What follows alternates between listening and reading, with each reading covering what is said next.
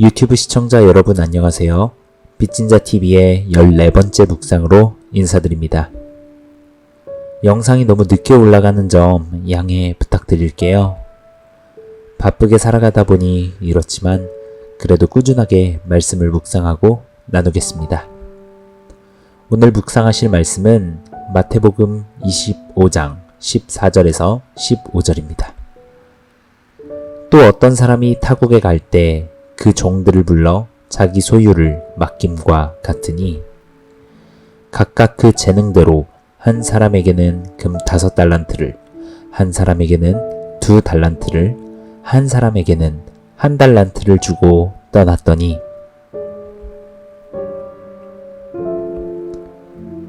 예수님이 비유로 어떤 한 이야기를 들려주셨습니다. 옛날에 어떤 한 사람이 살고 있었습니다. 그 사람은 아마 재산이 많던 사람이었나 봅니다. 먼 타국으로 떠나며 자신의 종들에게 자기의 재산을 맡기게 되죠. 종들은 각기 가진 재능대로 5달란트, 2달란트, 1달란트를 받았죠. 오랜 후에 그 사람이 타국에서 돌아와 결산하게 되었는데 5달란트 받은 사람은 받았던 재산으로 장사를 해서 총 10달란트로 만들었습니다. 2달란트 받은 사람도 마찬가지로 총 4달란트로 만들었죠. 주인의 재산을 2배로 불려준 것입니다.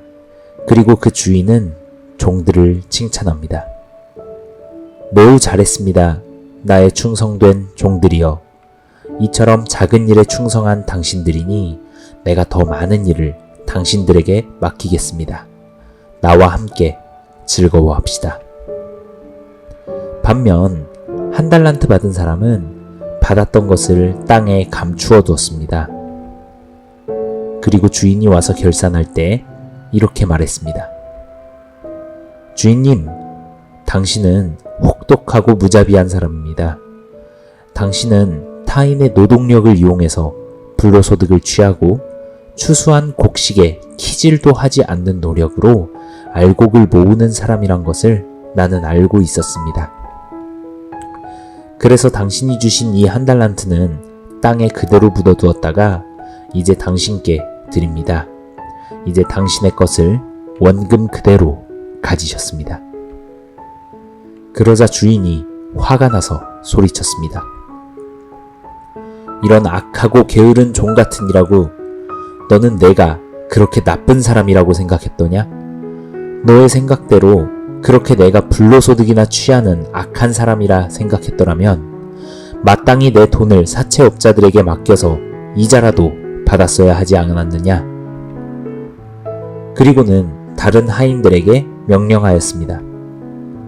이 악하고 게으른 종에게 맡겨뒀던 1달란트를 빼앗아 10달란트를 만들어낸 종에게 주어라. 있는 사람은 더 있게 되고 없는 사람은 더 없게 되리라. 그리고 이 쓸모없는 종을 바깥 어두운 곳으로 내쫓아버려라. 거기에서 슬피 울면서 이를 갈게 될 것이다. 여기까지가 예수님이 말씀해 주신 달란트 비유의 이야기입니다.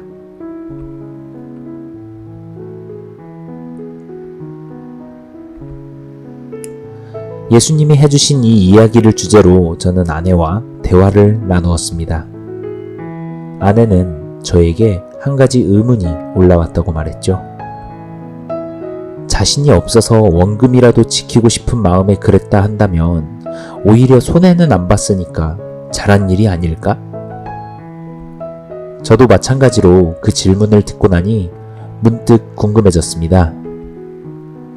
과연 1달란트 받아 숨겨놓은 그 하인은 왜 악하고 게으른 종이었을까요? 그리고 이 이야기에서 예수님이 하고 싶으셨던 말씀은 무엇이었을까요? 그래서 이번 묵상의 주제를 예수님의 이 달란트 비유 이야기로 선정했습니다. 그리고 그 묵상을 여러분과도 함께 나누고 싶습니다.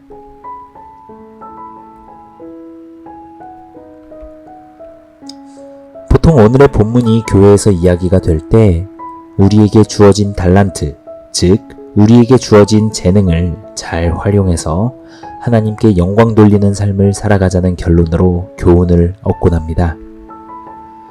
실제로 저의 아내도 이런 가르침의 내용으로 이 달란트 이야기를 이해하고 있더군요. 아내는 피아노를 칠 수 있는 재능이 있었습니다. 교회에서도 반주 봉사를 통해 실력을 키워왔고 그것을 마치 5달란트를 10달란트로 만드는 것처럼 생각해왔죠. 물론 이 이야기 하나만 가지고 그런 교훈을 생각해냈다는 것만으로도 충분히 훌륭한 성경 묵상이라고 할 수도 있겠습니다. 실제로 성경을 묵상하고 그것을 내 삶에서 행함으로 선한 영향력을 끼친 것이니까요. 여러분, 그런데 말이죠. 제가 아까부터 이 달란트의 이야기를 소개하면서 이것은 비유 이야기라고 말하지 않았나요? 과연 오늘의 이야기가 무엇을 비유한 내용이길래 아까부터 자꾸 제가 비유의 이야기라고 말했던 것일까요?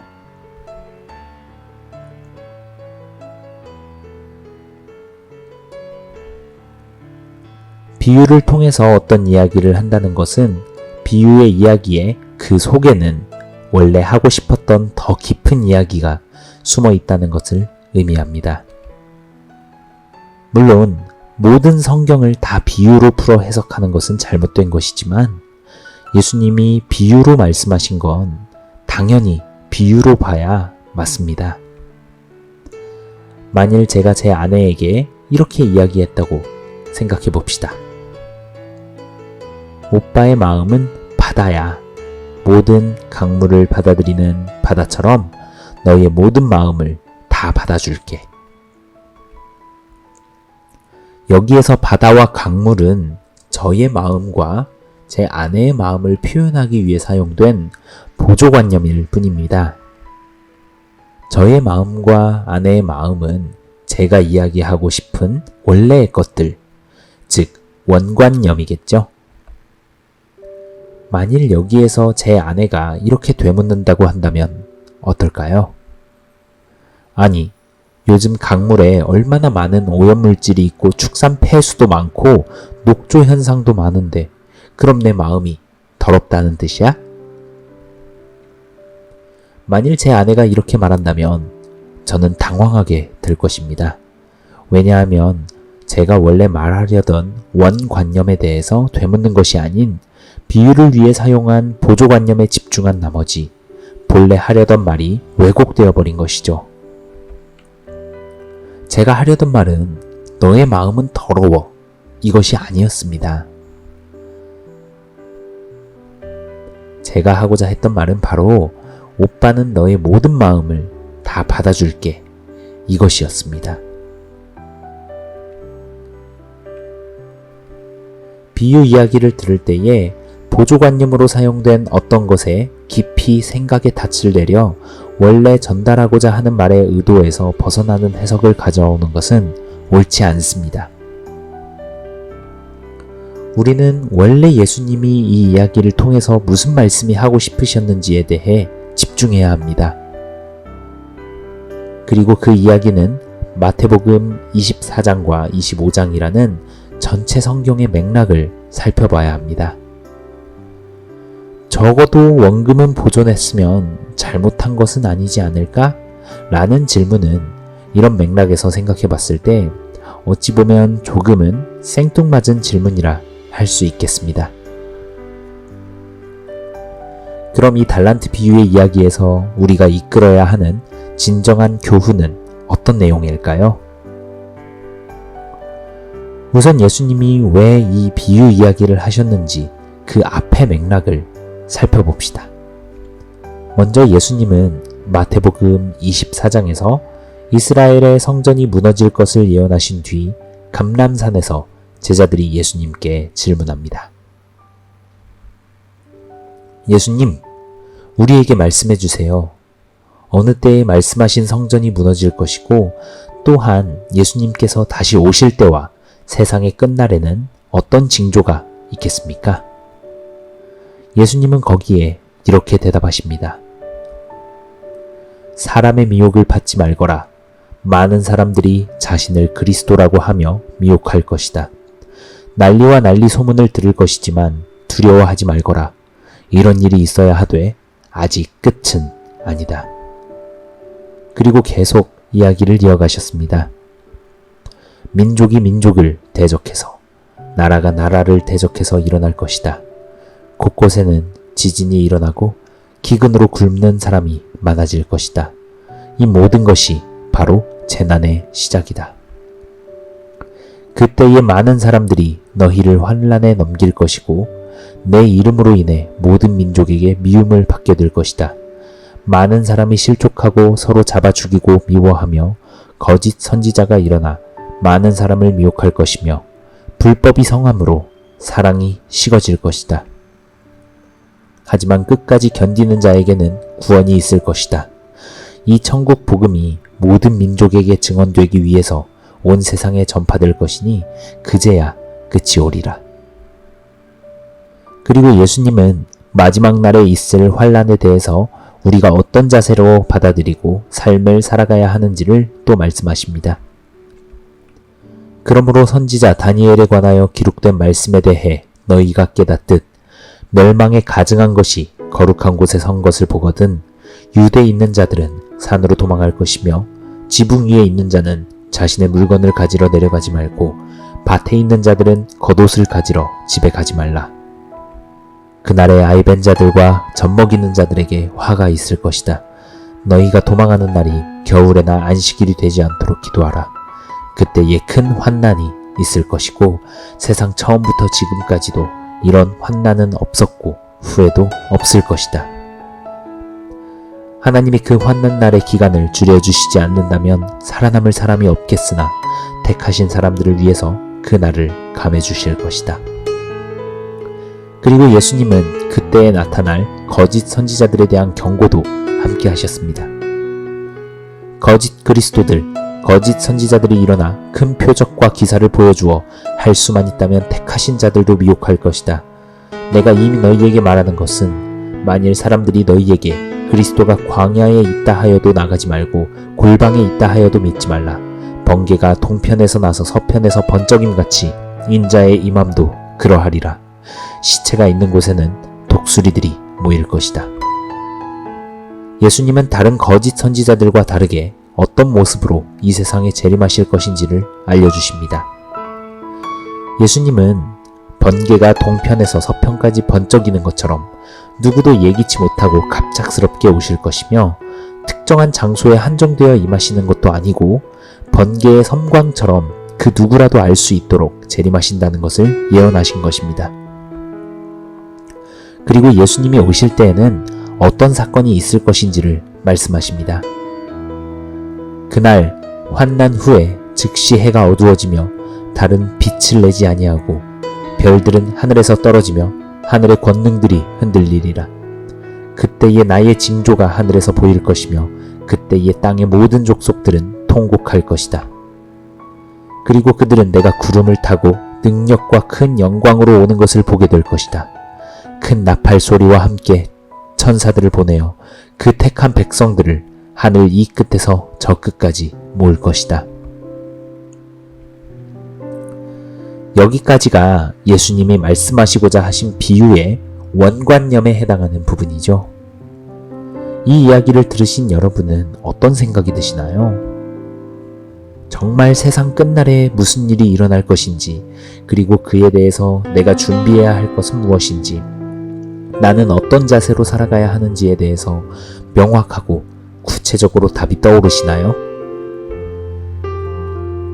예수님은 다른 비유 이야기를 통해 이 이야기를 재차 반복해 주심으로써 우리가 어떤 마음가짐과 어떤 삶의 태도로 예수님의 재림을 준비해야 할 것인지를 다시금 말씀해 주시는 것입니다. 그리고 그 보조관념으로 등장하는 이야기들은 무화과 나무의 비유 이야기, 노아의 왕주 이야기, 도둑으로부터 집을 지키는 주인의 이야기, 주인이 없는 동안 집을 지키는 종들의 이야기, 열처녀의 비유 이야기, 달란트 비유 이야기, 양과 염소를 나누는 목자의 이야기입니다. 오늘 살펴본 달란트 비유 이야기는 이 7가지의 이야기 중에서 6번째에 해당하는 이야기로 결국 예수님이 정말로 하고 싶으셨던 말씀은 이 세상의 마지막과 예수님의 재림을 준비하는 기독교인들의 올바른 자세에 관한 내용입니다. 이 맥락을 벗어나지 않고 오늘의 본문 달란트 비유 이야기에서 우리가 얻어야 할 교훈은 무엇일까요? 먼저는 우리의 주인이신 예수님이 언젠가 이 땅에 다시 오실 것이란 것을 알아야 합니다. 예수님은 분명 다시 오십니다. 하지만 그때가 언제인지는 아무도 모릅니다.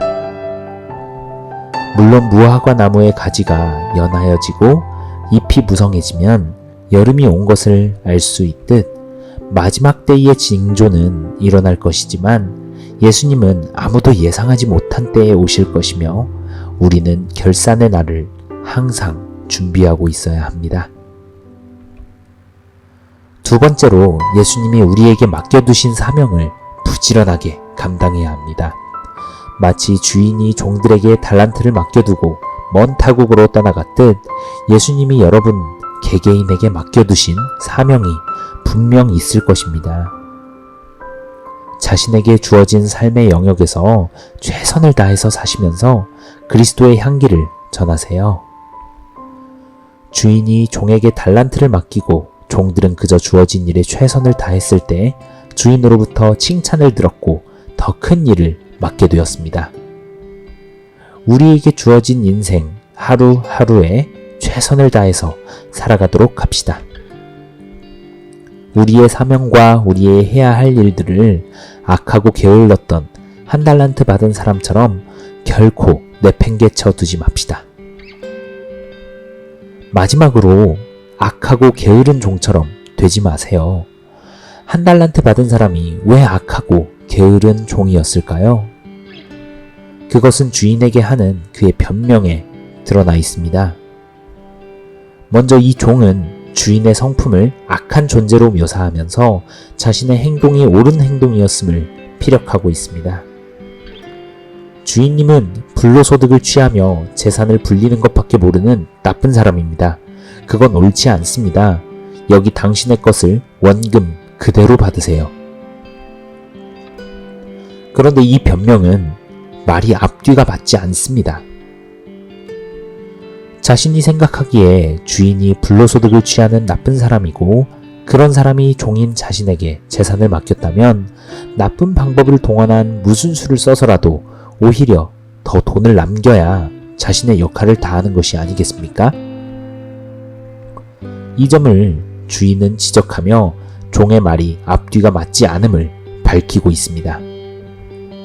너의 말대로 내가 노력 없이 수확하고자 하는 나쁜 사람이라면 오히려 사채를 하는 사람들에게 맡겨서라도 돈을 남겼어야지 너는 땅에만 묻었다. 내가 그런 사람이라는 너의 말이 사실이라 하더라도 너는 게으른 종이 맞다. 게다가 너의 그 게으름을 변호하기 위해서 내세우는 변명이라는 것이 내가 악하다고 하는 말이니 내가 너를 악하고 게으른 종이라고 부르는 것이 마땅하다. 언젠가 예수님의 재림 때에도 이렇게 변명하는 사람이 있을 것입니다. 선하다는 하나님이 자기를 믿지 않는 사람들이 고통받도록 세상을 심판하다니 그래서 난 끝까지 하나님을 믿지 않겠어. 하나님은 악한 신이니까 라고 말이죠. 아니, 정말로 하나님이 악한 신이고 자기를 믿지 않는 사람들을 심판하시기를 좋아한다고 생각했다 한다면 자신에게 올 심판을 피하기 위해서라도 하나님을 믿어야 하는 것 아닌가요? 이에 대해서 하나님은 마치 한 달란트 받은 종에게 말한 주인처럼 이렇게 대답하실지도 모르겠습니다. 너는 내가 악한 신으로 나를 믿지 않는 사람을 심판하기를 좋아한다고 생각했더냐? 그러면 너의 말이 사실이라 하더라도 너에게 임할 심판을 벗어나기 위해 나를 더욱 믿어야 하지 않았느냐? 결국은 나를 믿기 싫어하는 너의 그 게으름이고 나를 믿기 싫어하는 너의 그 게으름을 변호하기 위해서 나를 악한 신으로 묘사하는 너의 태도를 보아하니 마치 한 달란트 받은 악하고 게으른 종과 같구나.